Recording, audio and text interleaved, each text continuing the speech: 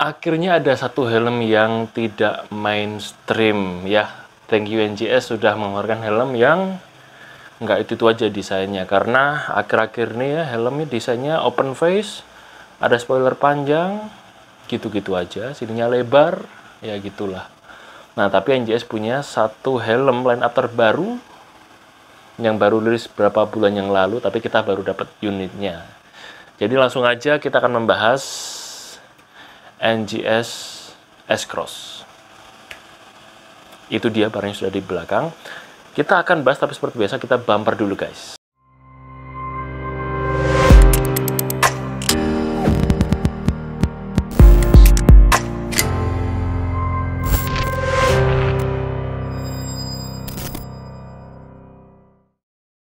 Halo semua, balik lagi bareng CP sebagai host di Osaki Helmet YouTube channel yang akan membahas apapun seputar dunia helm. Jadi yang tertarik kalian boleh subscribe dulu.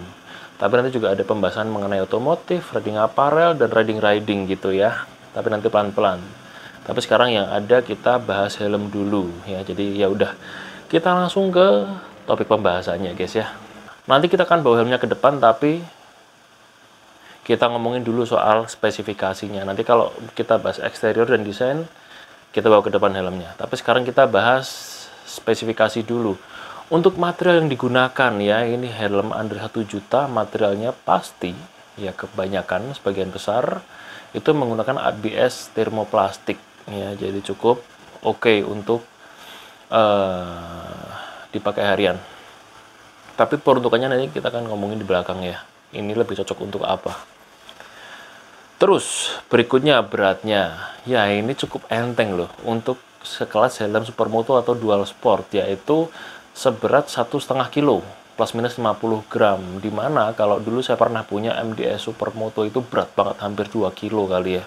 Tapi ini jauh lebih enteng, di feel di tangan dipakai itu kerasa bedanya. Terus untuk size itu mulai dari ada S sampai double XL. Tapi yang ini M. Size-nya cukup lengkap.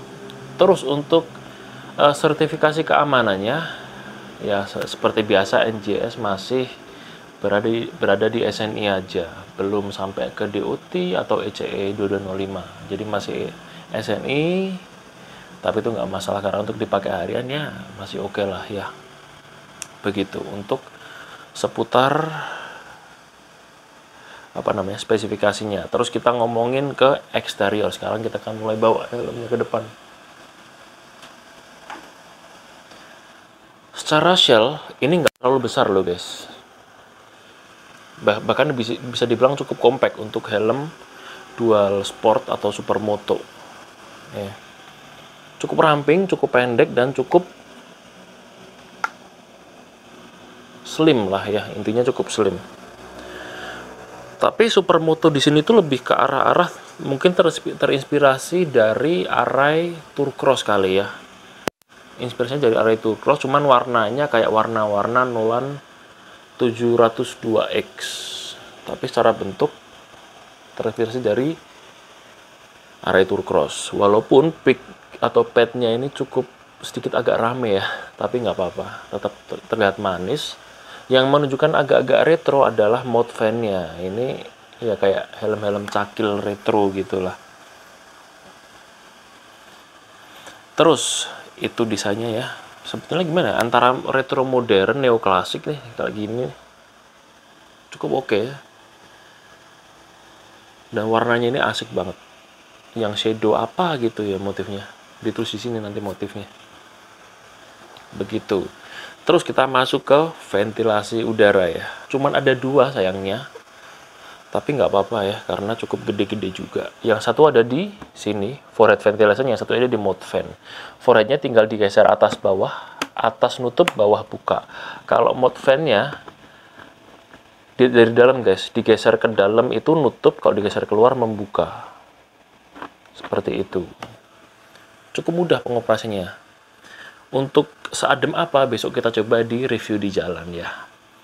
Terus visor, ya ini sudah sistem double visor, di mana visor utamanya itu clear dan sudah flat bagusnya, sudah flat. Jadi kalian bisa pasang anti fog lens. Terus double visornya, saya rasa cukup lebar, cukup luas, jadi bisa menutupi mata dan kacamata dengan baik. Berikutnya adalah sistem penguncian. Bagusnya di sini sudah pakai sistem double D-ring. Jadi terlihat pro gitu. Terus pembedanya adalah, nah ini, ringnya warnanya hitam guys. Kalau biasanya kan silver ya, silver. Ada yang emas, tapi yang ini hitam. Agak beda aja gitu.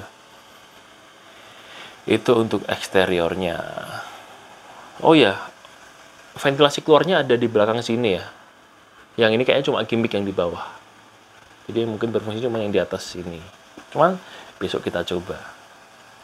Berikutnya kita masuk ke interior ya. Interiornya gimana feel check padnya? Cara kepadatan ini cukup padat, tapi bahan fabriknya yang nyentuh ke pipi itu halus guys. Seratnya itu serat-serat halus. Agak keset tapi halus. Itu jadi dirasa akan nyaman ya. Kayak gitu. Terus ada beberapa material nih. Di depan sini mesh. Di yang nyentuh ke pipi itu fabric biasa kayak PE gitu. Ini semi mesh. Terus ada bahan leathernya juga, leather ya. Kulit sintetis. Jadi menambah kesan premium gitu. Begitu. Terus fitur apa aja yang ada di helm ini? Tentu saja sudah ada fitur wearable glasses dan juga fitur intercom ready. Jadi buat pengguna kacamata aman, buat yang memasang intercom itu speakernya nggak akan ganjel di kuping. Seperti apa namanya kalau dipakai guys, cukup cakep ya. Ya nggak terlalu gede kan, masih oke banget gitu loh proporsinya.